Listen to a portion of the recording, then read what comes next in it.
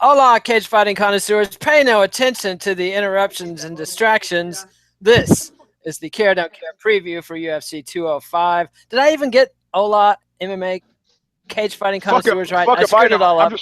I'm just trying to keep my back from getting stabbed. That's all. I'm ducking. You're over there managing a multi-level marketing scheme out of Sorrell's office. Yeah. How many penis pill supplements you sell this week, Eugene? Or I mean, did your team sell?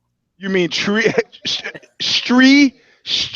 Overlord? Man, you wouldn't buy margarine if it was spelled Macalum. How do you know? Don't judge me. Yeah. All right. Okay. All right. So, can you give us a disclaimer, because we have the go back and do the Hola. Hola, cage fighting connoisseurs. This is KidNate at BloodyElbow.com, joined once again by the ineffable, the ineluctable, the inevitable Eugene S. Robinson, author of Fight, everything you ever wanted to know about scratching your nose, but couldn't be bothered to something. Eugene. Yes, sir. Crybabies, bedwetters, greedy bread gobblers, work-shy individuals, malingerers. This has less to do with your skills and talents as a fighter and much more to do with the marketing heft and weight that your parent organization, William Morris, one of the biggest agencies in the world, has put behind you.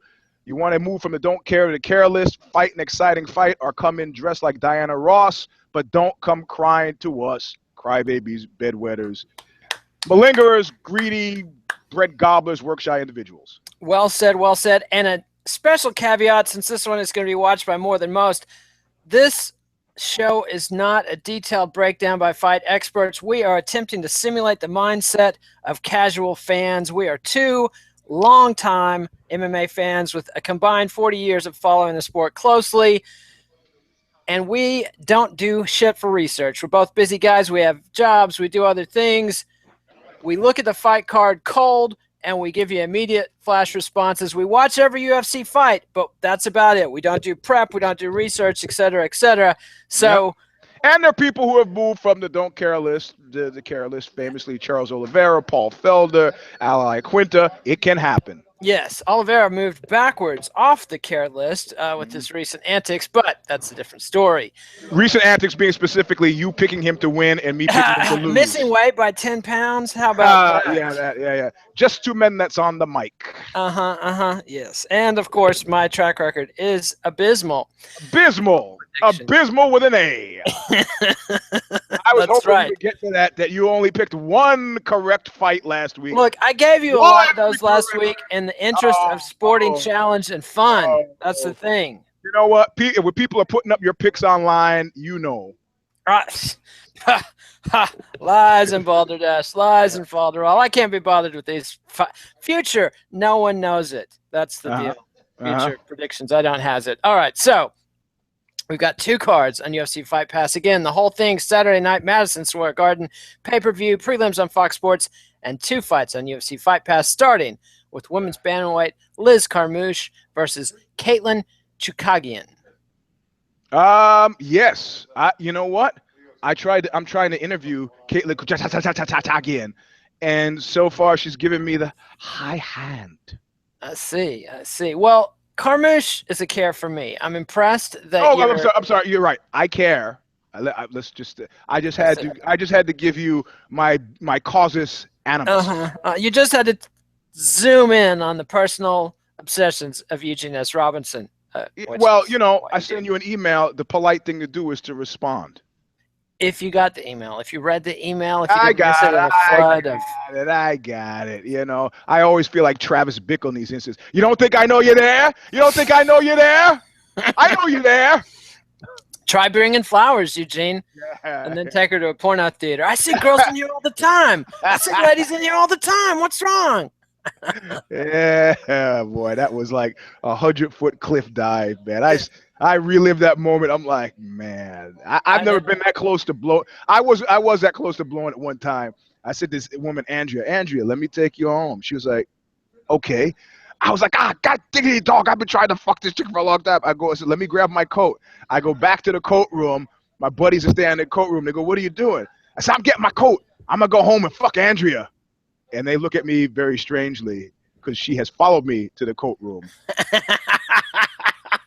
Classy, Eugene. Classy. So I got my coat. I look at Andrea. Like Jake Shields that time jumping out of the car. I just hang my coat back up. I was 16, but you know that's yeah. The game has rules, kids.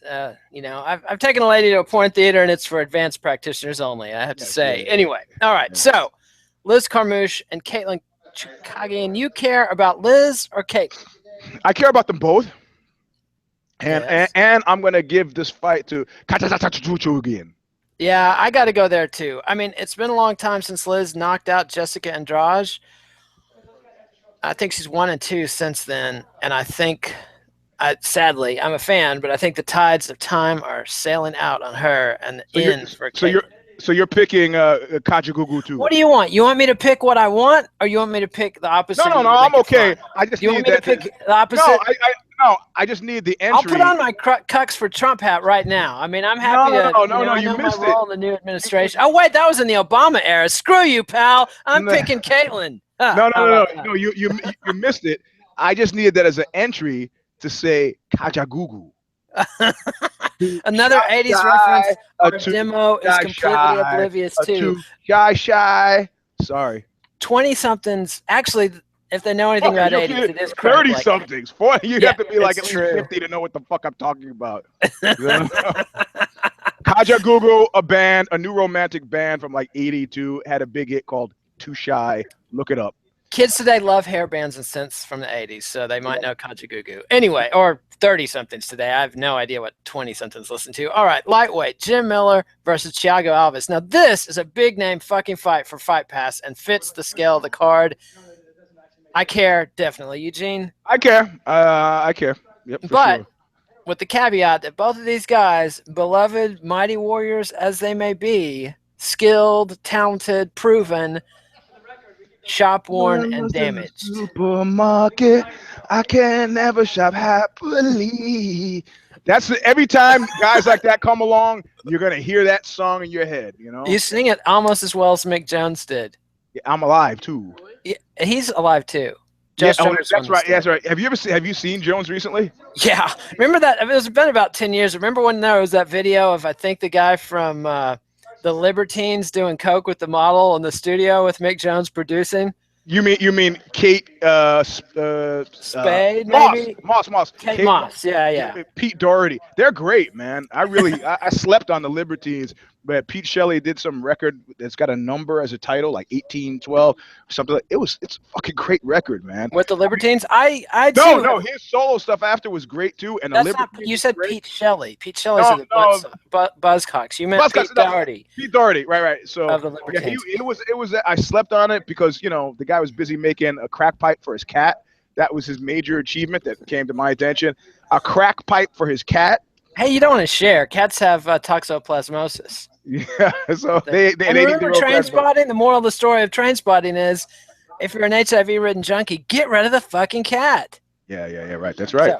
So, okay. All right. So Jim Miller and Thiago Alves. Shop-worn individuals, kind of like two guys I know right here. I think I'm gonna have to go with. I'm gonna have to say Jim Miller has disappointed me more recently. Yes. I can see this going. I can see that's the thing. That's the thing. This is like. Yeah. I mean, remember that leaky boat, or I'm going to take the other leaky boat. Exactly, because I've seen both these guys lose this fight. I mean, in my head, I have a very clear vision of Jim Miller can't hang with him on the feet, can't take him down, takes a beating. I also can see Thiago Alves can't stop the takedown, lays on his back, and gets Fitched. Remember what John Fitch did to him? But so does Thiago Alves, and that was a long time ago. All right, I'm going to pick Alves because you stole my pick. See, this is why I don't share knowledge with you. Hey man, you didn't move fast enough. I was already leaning towards the virus anyway because I was. Cockroaches move fast. That's the moral of the story. Cockroach politics. You remember that? I'm on the cross up here, man. Just call me John Brown. John Brown. Brown's body lies moldering in the grave. Bring him down. Bring his body to the ground. Masters of Reality. Love that band. That's a local to you, right? No. No. Palm Beach. They're Palm Beach, I think. Yeah, that's somewhere in Yankee Land, I think. All right. So you're picking Alves. Mm-hmm. Well, that makes me have to pick Miller, even though every fiber of my being says, "Don't do it, kid. Don't do it." That means you'll probably win. It's like you. No. It's like you. You and your picks are like me and the Beastie Boys. How so? Oh, when you go with your gut, you're wrong. Yeah, they'll never make it. Oh, yeah. Oh, well, you said the same about the Butthole Surfers and many others. And suicidal tendencies and the internet. Eugene S. Robinson and the internet. Nice work. Nice work. I did that with Twitter, and in the end, I've been vindicated. If you waited long enough, the Twitter thing was going to explode. But if you wait long enough, everybody's going to die. Okay, so you're picking Alves. I'm picking Miller. Pretty good Fight Pass card, though, don't you think? You dropped out for a second there. I didn't know I said back? You picked Alves. I picked Miller. Pretty good Fight Pass card, don't you think? Yep, I do. All right, so now on to the 4-fight Fox Sports 1 prelims. First up, welterweight Vicente Luque versus Bilal Muhammad. I don't give a fuck. I don't either, and I'm wondering if maybe these guys are hot prospects to get on this card. So, well, where are they from, though? Huh? Where are they from? This is a page from Bellator's book, you know. They're not looking for local ticket dudes to sell tickets to the first Madison Square Garden show. Where are they from? Chicago, in Muhammad's case. Palestine via Chicago, and Luque is Brazilian. Okay, well, never mind. That goes out the window. Although from Westwood, New Jersey. So he could be from one of those camps. Yep, bring in the locals. But I don't know. I don't care. But I mean, in any case, it's not making me care. No. Sorry, but my eyes are open. These guys could be hot. That's all I'm saying. Because they do have a track record for featuring their best young talent on the big show. So and I can see WME doing that in spades. Yes. So middleweight, Rafael Natal versus Tim the Barbarian Boetsch. You see how short of his stroke? It was a short stroke. Like if it's me, the stroke is like yeah. Listen, we always have time for Eugene to brag about his giant penis. I was being mocked by Brazilians. You know, they've seen you in the locker room, right? No, they're making doing fuck dances right outside the other side of the camera. I see. That's to get me to laugh so they can stab me in the back. I see. No, they just baited you into bragging about your giant black penis, right? Huh? Yeah. Yeah, okay. All right. I stayed over at a buddy's house at one time, but I could see he had distinctly different ideas. I'm like just passing out on the couch, and he says, "Oh, I guess Eugene's going to sleep." He says to his wife. He goes, "Go give Eugene a hug, honey." I'm like, "Oh no! I've seen that fucking movie. No way." No way. Cuckolds can turn on you, Eugene. That's the thing. Yeah. Well, yeah. He said, I wouldn't mind being in a threesome with you, Eugene, because I know you'd be gentle if you were fucking me in the butt. That's what, like, man, he said that. I gotta go to a Motel 6, Jack. Yeah, man. I can't fucking. Yeah. How am I supposed to sleep now? Not that there's anything wrong with fucking whoever in the butt you want to. I mean, unless you think it's wrong, and then in which case, just. Well, I'm not into dudes, so there you go. But, yeah, you're not into dudes, but apparently he was. Wow. Anyway, so yeah. All right. So Rafael Natal and Tim Boetsch. This one's a little shop worn for this card, don't you think? I care. I do care, but just because I know to answer your question, yes. I mean, I guarantee you, if you fucking want to have issue with that, you're in their camp, because otherwise, when I say the name Tim Boetsch, you go, oh yeah, the Barbarian. Yeah. Oh yeah, that's a definition of fucking dark start. You know, but the guy is just like, yeah. Like I said the other day, I raised his name, Stephan Bonner.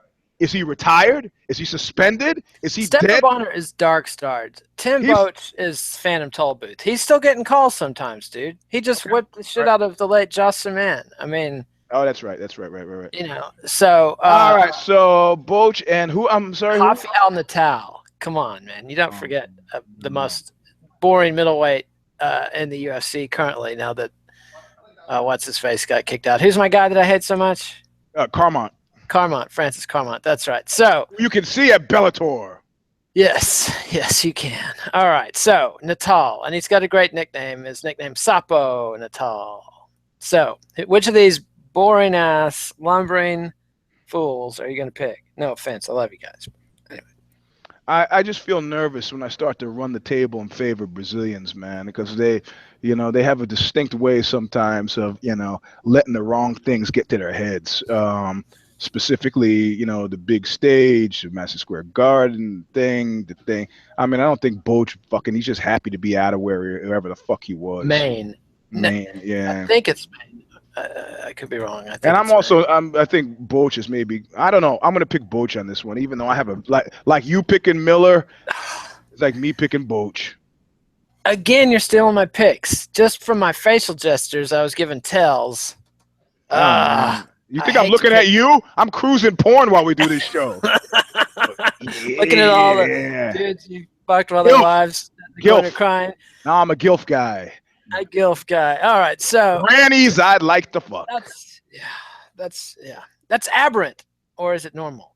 At your age, that's right. That's your demo, right? Right. All right, so man, I never picked Natal. I got to go with Tim. I'm sorry. Natal. I don't see him getting Boetsch to the ground, and I don't see him winning a stand-up fight, especially if Boetsch can force the clinch. However, if he does get it to the ground, I can see him winning. And also, anyway, that's enough on this fight. Let's talk about fun. So you're picking Boetsch? Yes. All right. Lightweight, Khabib Nurmagomedov versus Michael Johnson. Ooh, this is a big giant care. This is. Khabib is the king in waiting. This is the guy they're protecting Conor McGregor from. Mm-hmm. Yeah, you know what though? There's been a lot of interesting smack talk with this one, and not the kind of smack talk that makes you $5 million a fight, but the kind of smack talk you get between guys who are not fighting over scraps. Yeah, not it guys, but guys who I call them Cain fighters, not because of Cain Velasquez, but because of Cain and Abel.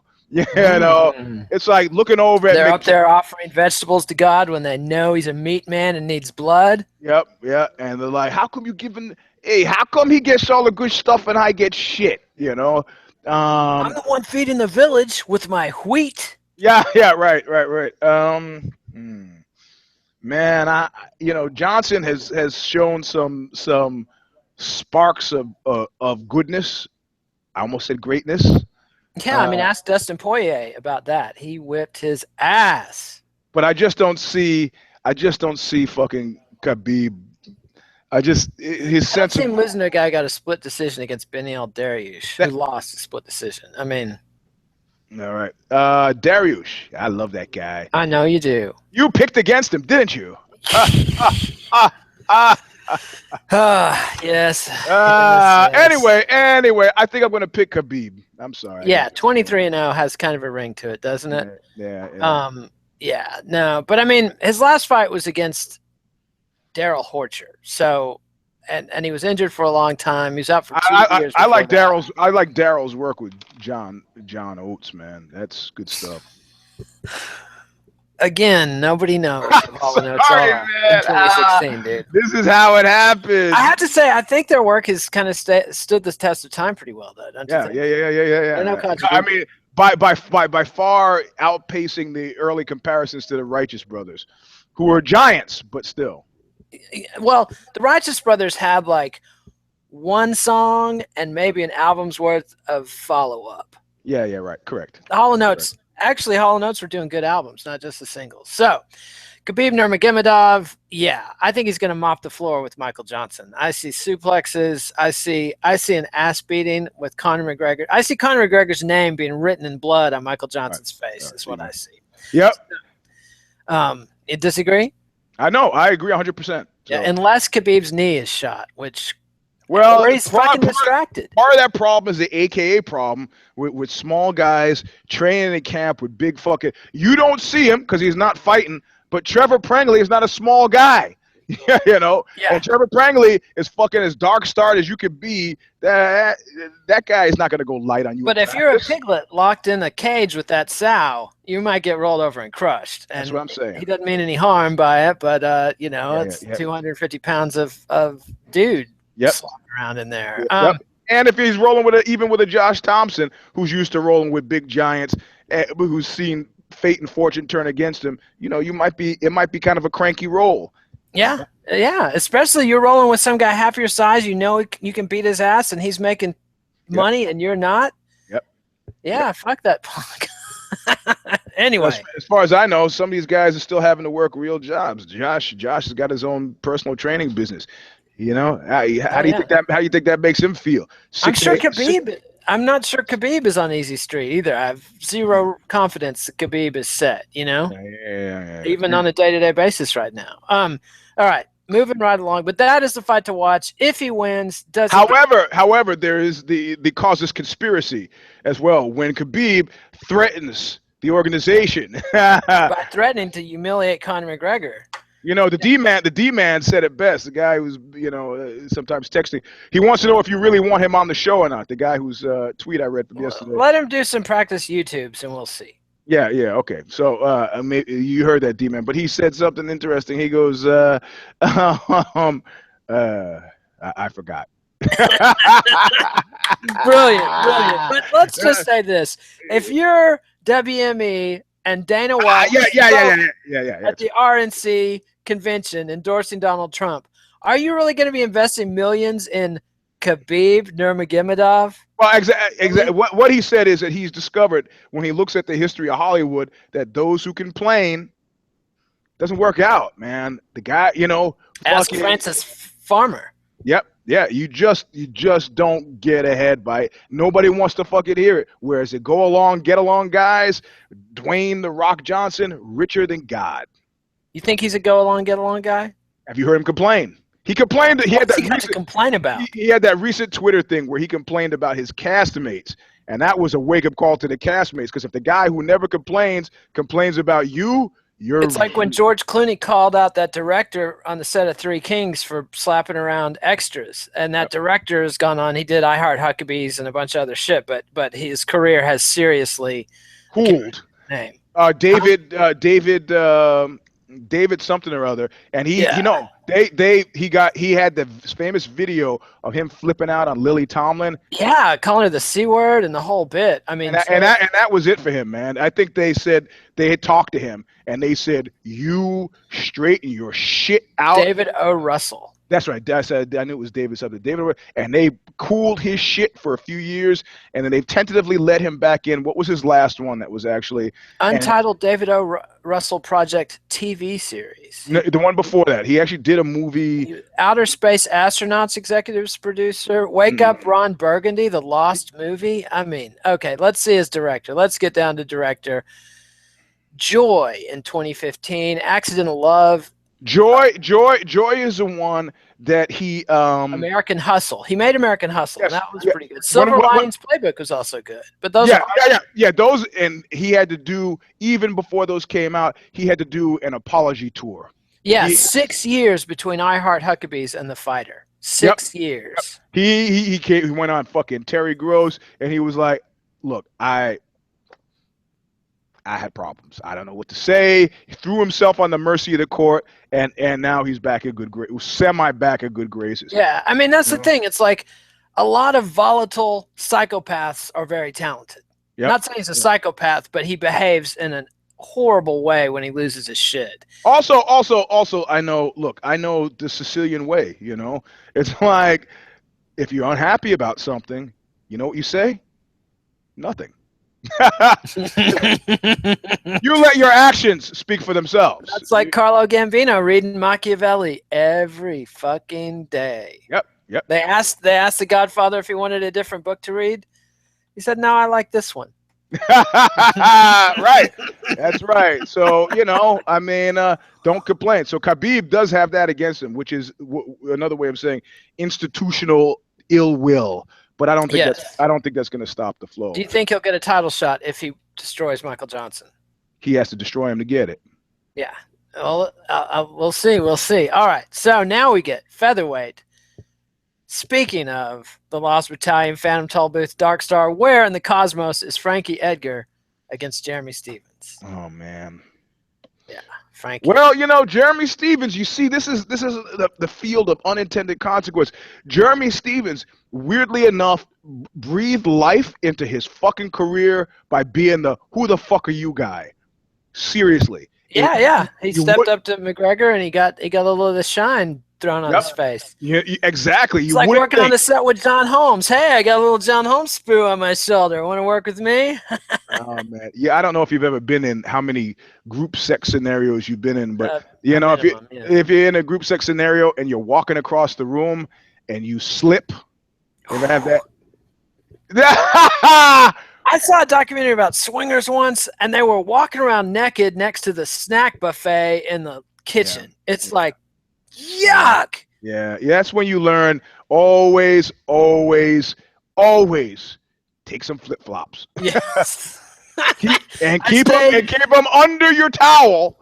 So when you want to step off the bed, take the towel off the flip flops, put your feet quickly in the flip flops, and then you walk around the room. Very sage advice. At my first honeymoon, I stayed in this hotel in London that we had a racist slur. I'm very ashamed that I used it privately with my wife at the time to call it the Manky Packy Inn. I apologize, but we were in a tiny, tiny box with a king-size bed in it, and that was all that fit in the room. And across the hall was a room full of dudes with like 8 pairs of shoes outside it, and they did the halal thing at the top of their lungs all night. And there was a group shower on the second floor, and guess who didn't have flip-flops? Oh. And I still wonder to this day, how did those 8 dudes leave minces all over the fucking floor? I've seen minces, ladies. I know what it looks like, and that's what was in the shower. I had no flip-flops. I didn't shower. Anyway, disgusting tale, and I'm sorry I'm a racist asshole. I'm really not any worse than you are. So, I mean, I used to date this girl whose father was a Stanford professor, and at dinner he started to talk about wet back this, wet back that. And the first time I was like, oh. And the second time I was like, hey man, hey, you do know that's pejorative, right? He's like, what are you talking about? Wetback. I thought that's just what you call them because they swam across the. I go, it's fucking. Ask your friend Arturo Islas if he thinks that's a fucking fun. Call him that in the next meeting you have, and just to test out my crazy theory that might be pejorative. Now, what if I leave the room and somebody says, Eugene, who's a little redneck? Huh? Do you step up? You know what? I know rednecks who actually use a term. That's because we're stupid. That's not the issue. It's you got to apply the principles all the way across. I say you leave the room and you call him a redneck. I go, you don't know that. I see. So anyway. You don't know. You think Nate's working on a farm because that's where it comes from. Think he's running cattle? He's running cattle. He's doing something in the sun. Why do you think he's a redneck? I don't get it. And what's wrong if you are? Isn't it a badge of honor to actually work in the sun? I mean, there's nothing wrong with work. Yeah, right? That's why these guys whining about having to work at Target. It's like I talk about that in my editorial today called The Trump Card on Ozzy.com. Read it. That. It's a good piece. People have not started attacking me yet, really, for a couple of Trump voters who are not known for nuance or just not getting it. But, these guys are in the Rust Belt are upset that they can't do this manly work and don't want to have to work at Target. Motherfucker, you'd be happy to get that job. Put on that fucking smock and that name tag and direct women to linens. I see cats from fucking Africa, who probably have fucking PhDs working at Target. Don't be too proud. Yeah, it's true. On the other hand, if you want to keep males busy and occupied, give them something they can stick their arms into. I mean, anyway, that's a longer story. Frankie Edgar, Lost Battalion, Phantom Tollbooth, Dark Star. What is he? He's coming off a decision loss to Jose Aldo. I'd say he's Major Tom, man. Major Tom, waiting for command control. He's just out there, and you kind of have some, hey, this is Frankie. Houston. Yeah, hey, Frankie, what's happening? Just wondering, Frankie, we're getting a bad connection from Houston. We'll call you tomorrow. Yeah. So Jeremy Stephens is no joke. Now, Jeremy Stephens is a guy Frankie Edgar beat 7 out of 8 times, I say. Yeah. I mean, just deep pantses him. Yeah. But he's dangerous and could knock Frankie's block off if Frankie fucks around. Well, you know what? Frankie has also got the thing now. He's got the thing, right? And we've talked about this before. The thing he's got is that hometown thing. He's worried about tickets for his high school biology teacher. He's worried about showing off for his fucking JC college, his JC girlfriend, he's ex-girlfriend. He's got, maybe he's foolishly brought his oldest kid to the fight. I mean, there's just a lot on the man. In New Jersey, he's fought in New Jersey dozens of times, and that's never been a problem. Yeah, I know. But suddenly you think that the high school teacher actually will come. No. I just wanted to raise it as a possible thing. In actual fact, I think fucking Jeremy Stevens gets shut down. Yeah. I think Jeremy learns a painful lesson. I don't think Frankie. Now, does Frankie try to get cute and knock him out to get some of that Conor money, or? No, I don't think Frankie is thinking cute at all. I think Frankie is on that fucking another Kane path. It's like all these guys that are down there watching all the Rolls Royces roll into straight blast. Like, are you kidding me? Are you? But it's one of these tails you win, heads I lose things where if Frankie goes for the knockout and fucks up, he's out of the hunt. If Frankie doesn't go for the knockout and he lays on the guy for a decision, he's out.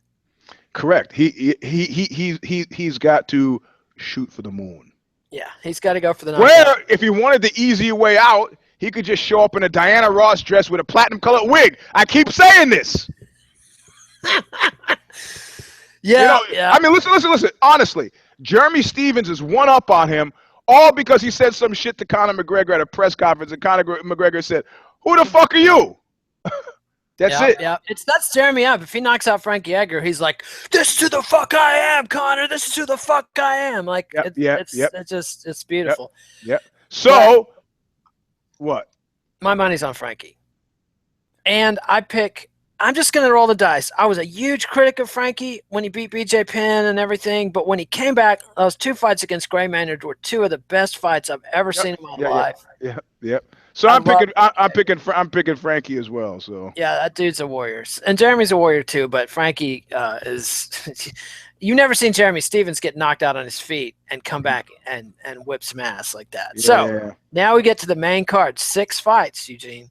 Some say 5 is how many should be on a pay-per-view, and now we've got 6. All right. Brian Jones of the Rolling Stones said that 5 was the perfect number for an orgy, 2 dudes and 3 chicks. Well, do you agree? That's not an orgy. That's just group sex. Well, do you think it's a good number for group sex? For group sex, yeah. It's a bad number for an orgy. What's an orgy require? I say orgy requires 5 of each gender. 5 of each gender. 10 people is an orgy. I see. Yuck. Sounds complicated. And these things, this is pro. Yeah, it's pro level stuff. You're gonna plan an orgy. You gotta have good ventilation. Incense help. Candles help. Candles help too. Fluorescent lights, no good. These people are gonna be queefing and farting and spewing, and it's disgusting. This is what the casual fans come to see when they UFC talk. All right, so women's bantamweight, Meisha Tate and Raquel Pennington. Yes, big care. Yes, and who do you pick? I'm gonna have to go with Tate. Really? I don't know. Pennington, I don't know. I mean, Meisha's at the end of her skein. Yeah. It rhymes with pain. Got a streak going, but it's a lot of decisions.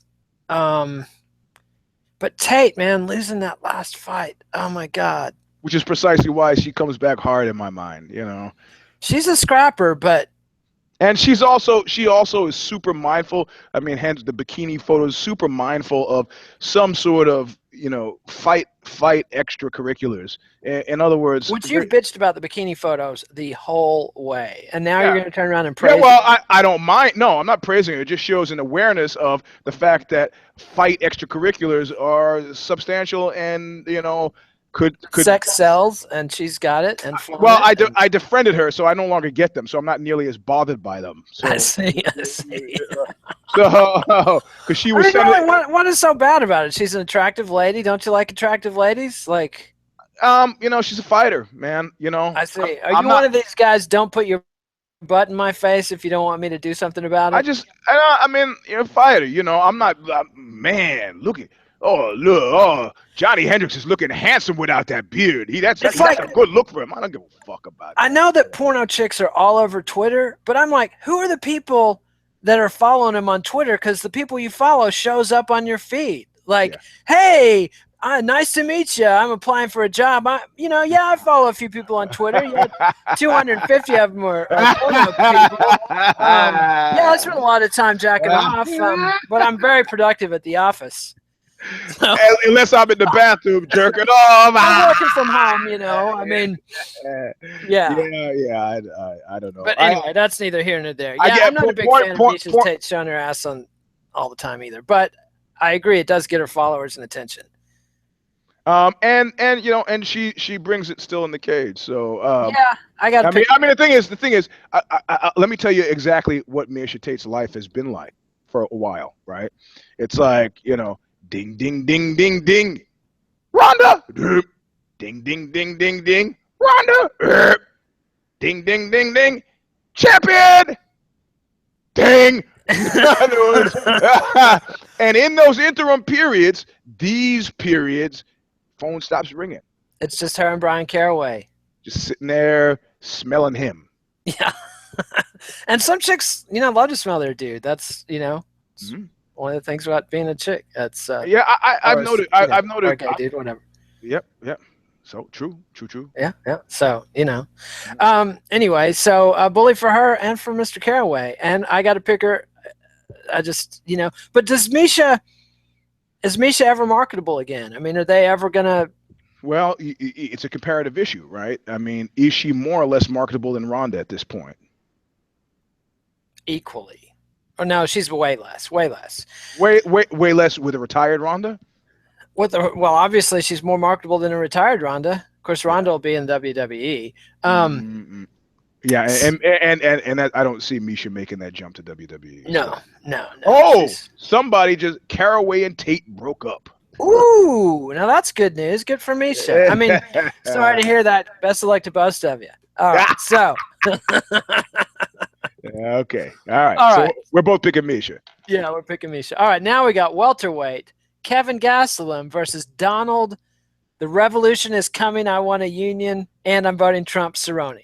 Yep. Another classic white union guy voting Trump. And I'm picking Kelvin. You're picking Kelvin. Fuck yes. I'm just not. I'm not down with the Cerrone Trump thing. Fuck him. What about the fighters union though? Well, fuck that. Fuck him. Because you don't even believe in I'm blind. My rage has blinded me. I see. And people say I'm the liberal around here. No, I'm not. I'm extreme right. I'm Mussolini right. If Trump had uniforms, maybe you'd be there. Yeah, I like that, man. The Golden Lion Brigade, they looked like they could have been kind of sharp, huh? Hugo Boss designs the outfits, very nice. Yeah, see, that's the thing. So you're gonna pick Cerrone. Let me think. Because Cerrone, both of these guys are erratic. Both of these guys are killer monsters when they're on their game. Both of these guys can look like royal shit when they're not on their game. And neither of these guys is a guy you want to be not on your game against. Cerrone's riding a win streak. Kelvin didn't look that hot against Johnny Hendricks. Yeah, he looked like shit against... Well, it didn't look like shit. It was a good fight against Neil Magny, but he lost to Neil Magny. I'm going to pick Cerrone to make it interesting, but with the caveats that Gastelum is hungry and Cerrone is a fool who runs his mouth and does all kinds of other foolish things, and his training is erratic. He just fought in August. And he doesn't know what money is. Yeah, but he wants to form a union. Yeah, okay, yeah. So, If you don't know a Manchurian Candidate when you see one, you guys who you're gonna get Cal Scalacked by this fucking guy with God as my witness. Why not? But I heard they were calling in Ed Soares to lead the fighters union effort. People who know the backstory might enjoy that. Anyway, and no, I'm not going to tell you the alleged backstory because I'm not. All right, so Kelvin, and I'm picking Cerrone. Well, that's called life. All right, middleweight, Yoel Romero versus Chris Weidman. Yoel coming off the suspension for being a naughty boy. Yeah. I care about this big time, and I am going to pick Romero. There's really no other way to go, and you've been bagging on Weidman out of his woodpile. I like the image of him standing out there too much. Is Weidman's woodpile going to become a category? Is that a one-man thing? I love it, man. Is Weidman the only guy that can be out of the woodpile, or can others follow him there? No, he's the only one. That's the thing. The only reason he's standing there is because he expects other people to join him. It's like the sad kid who has a party and the invitations all got lost and nobody shows up at his party. Yeah. Yeah, the dude who puts his wife up on Craigslist for a gangbang and nobody comes. I've seen those guys, man. Well, yeah, the mistake they make is people say, hey, well, maybe you could upload a picture. And then he uploads a picture and then crickets. Yeah, what a horrible world. Anyway, apologies. Hey, man, hey, you know, my wife tells me you're not a charity. That's true. Yeah. All right, Chris Weidman, Yoel Romero. Man, I can't pick Weidman against Romero. I don't even see a case where he beats Romero. Romero's a much better wrestler. Not to be racist, but he's very explosive. Is explosive racist, Eugene? I don't. You made it so.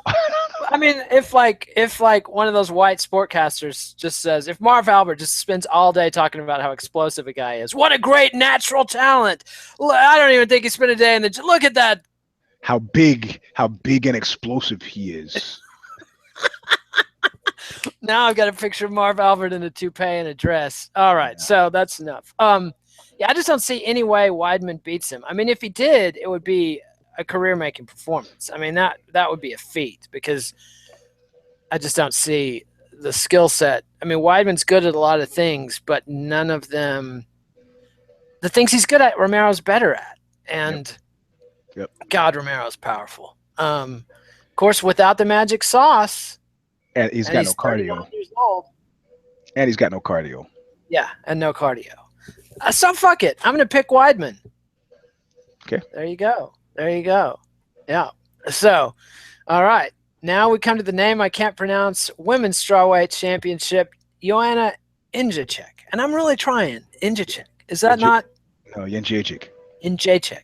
Yen. Like I have a yen. Jedrzejczyk. Yeah, correct. Fuck that. I can't even hear the difference. Jedrzejczyk. I mean, people are really giving me shit over that. You know what? It's how newscasters always say it now. Nicaragua. You know what? I'm okay with Nicaragua. Yeah. Jedrzejczyk. I mean, I'm sorry, guys. It's like, you know. All right. No, there's a class going on now. That's why I'm whispering. I see. So Karolina Kowalkiewicz. I don't have to whisper. I can yell. Yeah, that's true. I like them both because it's Polish power, but I'm not taking anything away from Joanna. No, she's gonna school somebody and brutalize somebody, and it's gonna be awesome to see her in Madison Square Garden, and I hope she gets some shine from it. Yeah, tons of Poles in New York too, so it'll be yeah, lots of red and white flags. Indeed. All right. Well, and what colors the fascist leader in Poland's colors? What's he fly?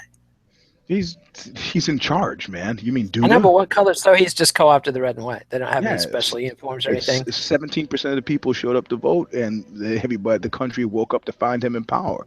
The Peace Party is what they call PIS. So you get everybody is now like, are you kidding? You know, their latest thing is they want to. I told you this maybe that they want to give you 4,000 zlotys for every pregnancy that you bring of a deformed child that you bring to term.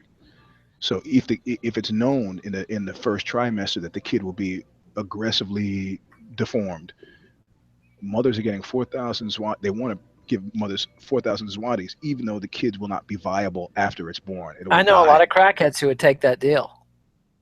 Well, the idea is that who would go for this crazy deal? Well, then they get baptized. They're born, they get baptized, and then they get last rites from the church. The church gets their hand in your pocket twice before the kid is a month old. Magic. The magic of the marketplace. What can you say? Well, they tried to pass some comfortably offsetting the 4,000 zlotys. Yeah. They is it christening really that expensive? I don't.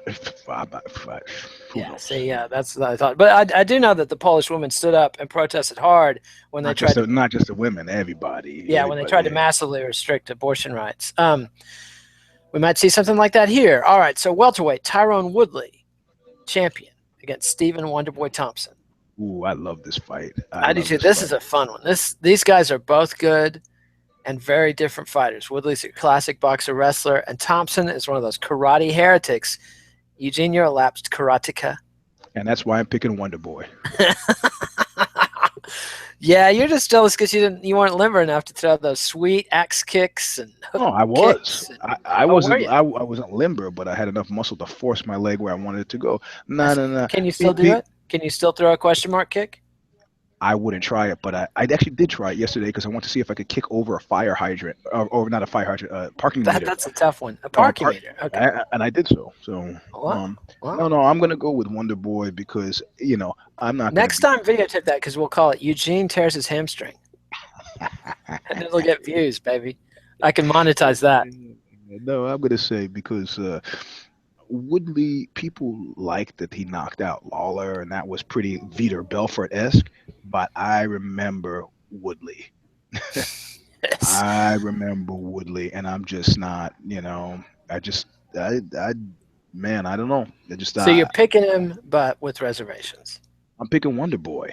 Are you picking Wonderboy? No reservations. No, you just said you were picking Woodley. That's how you introduced him. No, I did not. I said yes. I said you're lapsed karateka, and you said, and that's why I'm picking Woodley. No, I did not. I said, that's why I said, yeah, exactly. Me saying that's why I'm picking Wonderboy. You said Woodley. No. Okay, but fair enough. People can watch and go back. I'm right, but people can watch and go back and decide for themselves. Some say he said Wonderboy. Some say he picked Woodley. My explanation about remembering Woodley, it should be enough. I mean, I remember the guy. I remember him underperforming. I remember his lackluster fights. Remember his fight with Jake Shields? Yeah. So I'm not. No. He's not. He's not a gift. But I have plenty of reasons to not feel totally stupid for picking Wonderboy. All right, somebody's going to accuse you of reverse racism, Eugene. Those pieces of shit can say whatever they want. I love it how unknuckle up I attract all the anti-Semites. You're like flies, but they're loyal listeners. They're some of your most loyal listeners. Maybe you should check yourself. Eugene. Well, they just can't figure out, the Star of David, but then they can't figure out the. Yeah, it's very. I know I've been confused, deeply confused many times. It's a Rasta thing, right? Come on. Me and Sammy Davis Jr., man. I see. Did you convert like Sammy did? Yeah, of course. Did you really? Come on, man. We're gonna get personal. Did he get? I'm just gonna. I mean, that's not personal to ask. Did you get your dick cut? It's been that way. But I mean, my ex-father-in-law had to go in for a second cut when he converted. It's theoretical. You didn't convert. I don't count. I'm like a Jew for Baptists, or Baptist for Jews. You got to put your whole head in the dunking bottle. No, it's okay. I'm not going for the whole rabbi with his mouth on my penis thing. That's what they have to do. Somewhere, some guy in Brooklyn saying, "Don't knock it till you try it, Eugene." All right. Again, that was horrible. I'm really being awful today. My apologies to the entire universe for all the awful things I've said. It's religious. Yes, that's very religious. All right. So you're picking Wonderboy. Man, that's a tough one because Woodley, when he's on. Yeah. You see? When. He's a beast. Thank you. He's got the skill set, potentially, to jam Wonderboy on the inside.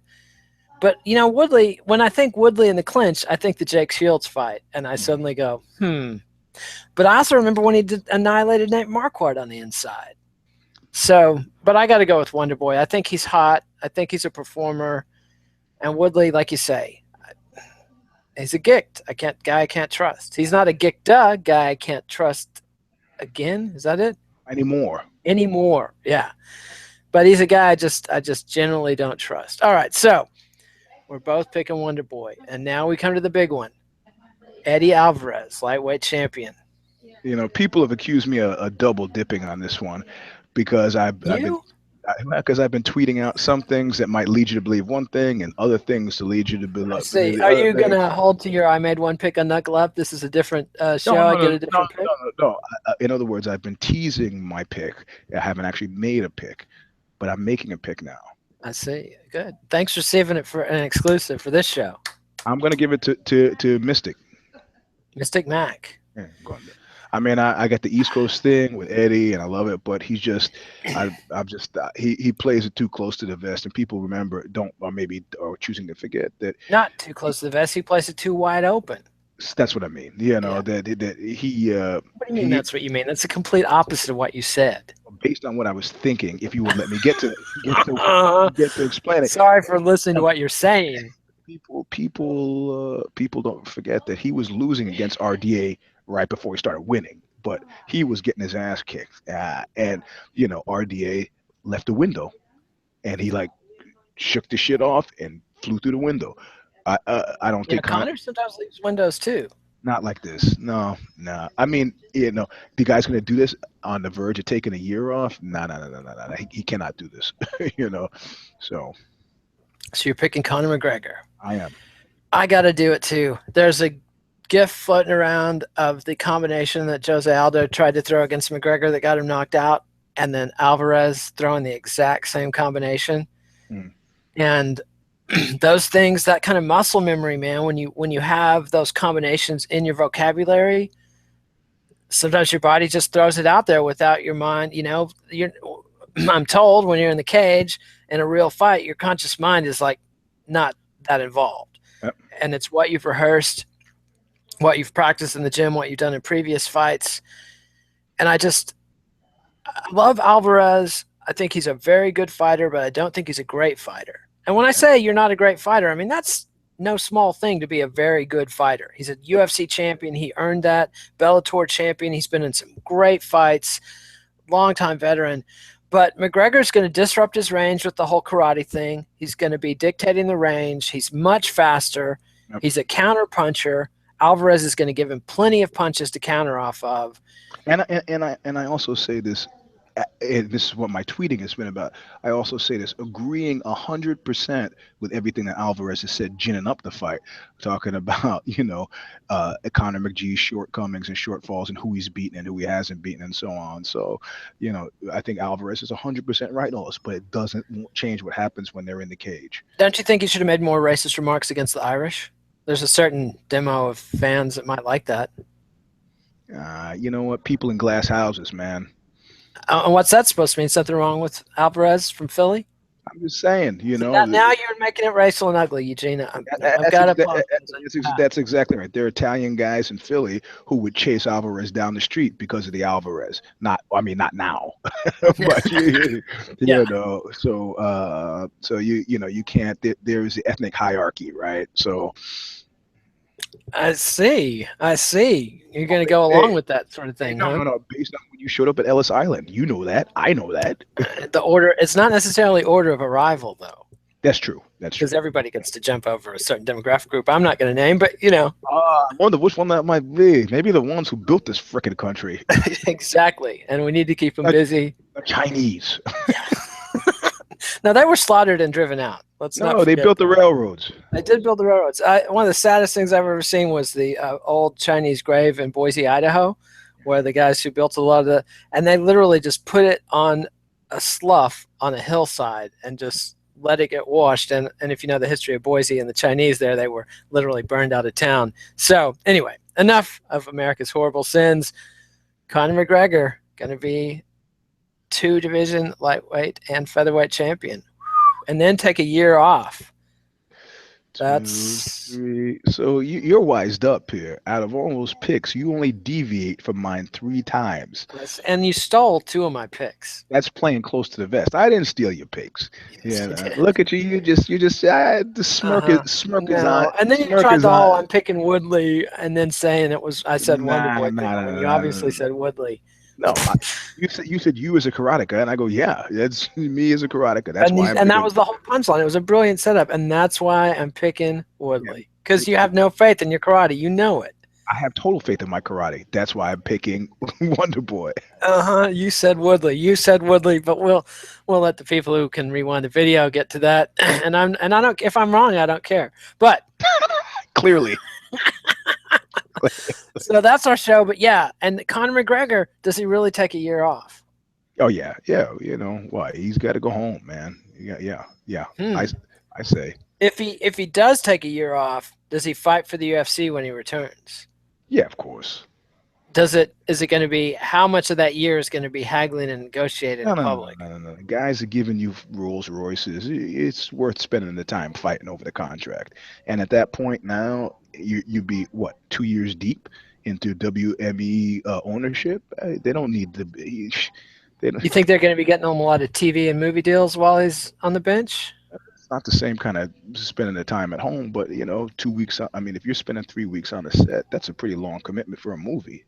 3 weeks. Why not? You think Conor can act? I don't think he needs to. Is he better or worse than Randy Couture? Much better. I mean, but Couture's not a star. Is he as good as Jason Statham? No way. Okay. So there you go. So there we have Randy Couture, Jason Statham. All he has to do is be somewhere in there. Yeah, I could see Conor McGregor. I remember the fight scene when Brad Pitt fought the Traveler in Snatch. When he fought his stepson. Was that really his stepson? Oh yeah, I fell for that. That's a terrible reference to the. He was just cleared of allegations. I read in the Daily Beast today. Yeah, I know. I feel sorry for him, man. I really feel sorry for everybody. He should have seen that coming. Your woman wants to adopt 8 kids. You should know. I've made a terrible, terrible mistake. Yeah. I mean, God bless people who adopt kids and take good care of them, but the celebrity women that adopt 8 kids, sometimes it becomes like a menagerie. As a parent, you're not doing a good job with 8 kids. I don't care how much money you have. You just can't. You just can't track. That's 8. That's 8 school meetings. It's 8 homework sessions. It's 8 trips to the doctor. And when you're adopting, it's 8 kids that you don't know what they're going to be like. I mean, you never know what your kids are going to be like, but when it's your kid, they might remind you of your brother, your sister-in-law. You've got some experience with these personality traits. You see them coming. Adopted kids can sometimes be complete surprises at like 12 or 8, just show you something you hadn't seen. But anyway, not that I'm against adoption, and God bless everybody who does it. So that's our show. I'll be back. Actually, Zane and Conor will be back with the MMA Vivisection later today. If you want actual fight predictions and actual analysis from people actually do homework, watch the show. Give us a thumbs up, Eugene. This is how you do it. That's not actually how you do it. There's a thumbs up icon below us. Subscribe to Twitter, or follow us on Twitter at KidNate, at Eugene S. Robinson. Just roll your eyes. Just roll your eyes again and see what happens. All right. Subscribe to MMANation.com on YouTube. Follow and subscribe to MMA Nation on iTunes. Get the audio without the ugly. Read me on bloodyelbow.com. Read Eugene at Aussie.com. Today, I got the Trump card piece. Read it. It's excellent. I must recommend it. I disagree entirely, but I think it's well worth reading. Are you kidding me? No, I don't disagree entirely. But I'm reuniting with my Trump friends. I'm reaching across the aisle. Me too. Yeah. So, all right. MMA Vivisection later today. They'll have 2 hours of in-depth analysis on this fight. 6th round, me and Zane. Immediately after the fights for reactions. Yeah, Zane Simon. And you'll be back on Sunday with Knuckle Up, right? I will be. Unless something terrible happens to me. Well, let's not jinx it, okay? I mean, I need to knock on something wooden. Particle board is as close as I'm getting, right? Okay. Right there. Yeah. Good Have one. Humility. Come on. Buddy guy. Okay. Hey, that's what I do. All right. So you need to cover the Elvis Presley song Wooden Heart, Eugene. Oh, I don't know this one. Check it out, Wooden Heart. It's Elvis with accordions and singing in German. It's hot. Oh, okay. All right. So, and I need to see what the next event is. And I believe UFC Fight Night Mousasi versus Hall, and that is on November 19th. So we'll be back and that's in Belfast, Northern Ireland. Interesting. So we'll be back with all the previews, care, don't care, Vivisection, et cetera, for all that. But everybody knows UFC 205 is the apocalypse, the one we're waiting for, the one we've been waiting for. So enjoy the fights, everybody. Adios, MMA aficionados. Thanks, Eugene. We'll see you next time. All right, man. Later. Bye.